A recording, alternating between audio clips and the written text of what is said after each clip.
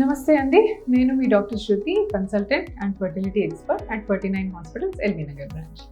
So ఇవాళ నేను PCOD ప్రాబ్లంతో ఉన్న కపుల్, అంటే ఉన్న వైఫ్కి కానీ, ఆ పీసీఓడి ప్రాబ్లం ఉన్న లేడీ కానీ చాలామంది మా దగ్గరికి వచ్చినప్పుడు నీటి బుడగలు పోవాలంటే ఏం చేయాలి, లాప్రోస్కోపీ ద్వారా కంప్లీట్గా నీటి బుడగలు పోతాయంట కదా అని అడుగుతారు. సో ఆల్ పీసీఓడి విమెన్ అందరికీ లాప్రోస్కోపీ అవసరమా? First question. లాప్రోస్కోపీ చేసిన తర్వాత ఖచ్చితంగా పీసీఓడి మొత్తం పోతుందా? Second. And last option, pregnancy వస్తుందా ఈ ప్రొసీజర్ తర్వాత? సో ఈ 3 క్వశ్చన్స్ నేను ఆన్సర్ చేద్దాం అనుకుంటున్నాను.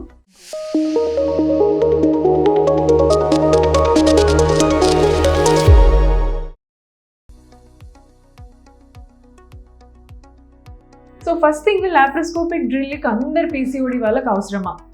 అసలు లాప్రోస్కోపిక్ ఓవేరియన్ డ్రిల్లింగ్లో ఏం చేస్తారు? పొట్టలో చిన్న హోల్ పెట్టి ఒక కెమెరా పంపిస్తారు. ఫస్ట్ ఓవరీస్లో పీసీఓడి ఉందా లేదా మనకు స్కాన్లో ఆల్రెడీ డయాగ్నోస్ అయి ఉంటుంది.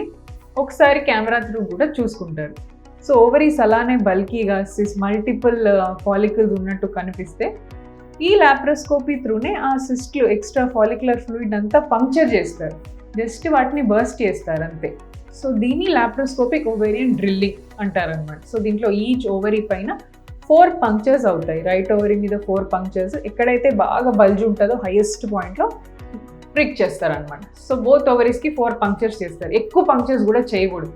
ఎక్కువ పంక్చర్స్ చేస్తే మొత్తం ఉన్న ఎగ్స్ కూడా తగ్గిపోయి finally you land up with లో ఓవేరియన్ రిజర్వ్. మొత్తానికి ఎగ్ రిజర్వ్ తగ్గి కనబడుతుంది. సో ఈ లాప్రోస్కోపిక్ ఓవేరియన్ డ్రిల్లింగ్ ఎవరికి అవసరము? ఎవరైతే సన్నగా ఉంటారో అండ్ ఎవరికైతే సంతానలేమి ప్రాబ్లమ్తో ఒక ఓన్లీ షార్టర్ డ్యూరేషన్, అంటే జస్ట్ 2 years 3 years అయింది మ్యారేజ్ అయ్యి, నాట్ లైక్ 10 years 11 years అవుతుంది అలాంటి వాళ్ళు కాకుండా shorter duration infertility, only 1 year అవుతుంది మ్యారేజ్ ఇంకా అవ్వట్లేదు, 2 years అవుతుంది PCOD, patient is still thin, సన్నగా ఉంది పేషెంట్. అండ్ బ్లడ్లో ఆండ్రోజన్స్, అంటే నార్మల్లీ పీసీఓడి వాళ్ళకి ఏమవుతుందంటే బాడీలో మేల్ హార్మోన్ లెవెల్ ఎక్కువ ఉంటుంది అనమాట. సో ఆండ్రోజన్స్, టెస్టోస్టిరోను, LH లెవెల్ ఇవన్నీ చాలా ఎక్కువ ఉంటాయి. సో ఇది బాగా హై ఉన్న వాళ్ళకు కూడా లాప్రోస్కోపీ చాలా బాగా వర్క్ చేస్తుంది. అండ్ ఆల్సో మీరు డాక్టర్కి దగ్గరగా లేరు, ఊర్లో ఉంటారు, కంటిన్యూస్గా మీకు పీసీఓడికి ఎగ్ రిలీజ్ ఇంజెక్షన్లు, స్కాన్లు చేయించుకునే అంత దగ్గరలో లేదు, అలాంటప్పుడు కూడా ఒక్కసారి లాప్రోస్కోపీ చేసి పంపిస్తే మీకు 6 నెలల దాకా ఓవ్యులేషన్ ప్రాపర్గా అయ్యే ఛాన్స్ ఉంటుంది అనమాట. సో ఇలా దూరంగా ఉన్నవాళ్ళు, shorter duration of infertility, high LH values, high androgen values ఇలా ఉన్నవాళ్ళు, అండ్ లీన్ పీసీఓడికి బెటర్గా పనిచేస్తుంది అనమాట లాప్రోస్కోపిక్ ఓవేరియన్ డ్రిల్లింగ్. లావుగా ఉండి అండ్ బాగా 10 years 11 years long duration of infertility ఇలాంటి వాళ్ళకి పీసీఓడి డ్రిల్లింగ్ పెద్దగా వర్క్ చేయదు.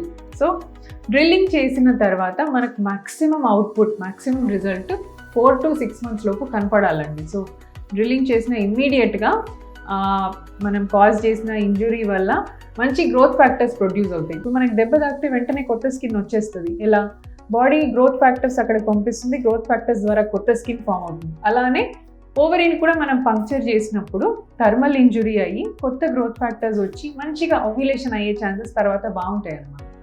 సో వీళ్ళకి 4 to 6 months వరకు న్యాచురల్గానే ఓవ్యులేషన్ జరగచ్చు, టైంకి మెన్స్ట్రువల్ పీరియడ్స్ రావచ్చు, ఇవన్నీ అవుతాయి.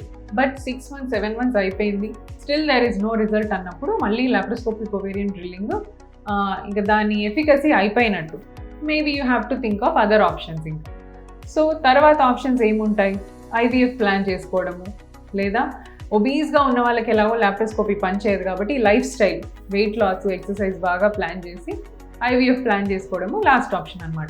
సో ఇలా అందరికీ అవసరం లేదు.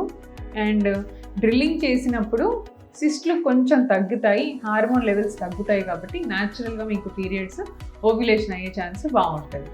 సో చేస్తే ఖచ్చితంగా ప్రెగ్నెన్సీ వస్తుందా అంటే అది కూడా 100% చెప్పలేమండి. డ్రిల్లింగ్ చేసిన 6 monthsలో your chance will improve, but it is not ష్యూర్గా చెప్పలేము ప్రెగ్నెన్సీ వస్తుంది అని అయితే వి కాంట్ సే. సో అందరికీ అవసరం లేదండి లాప్రోస్కోపిక్ ఓవేరియన్ డ్రిల్లింగ్. ఈ టైంలో అసలు ఎవరికీ చేయట్లేదు, బికాజ్ మెడిసిన్స్తో బాగా రెస్పాన్స్ వస్తుంది.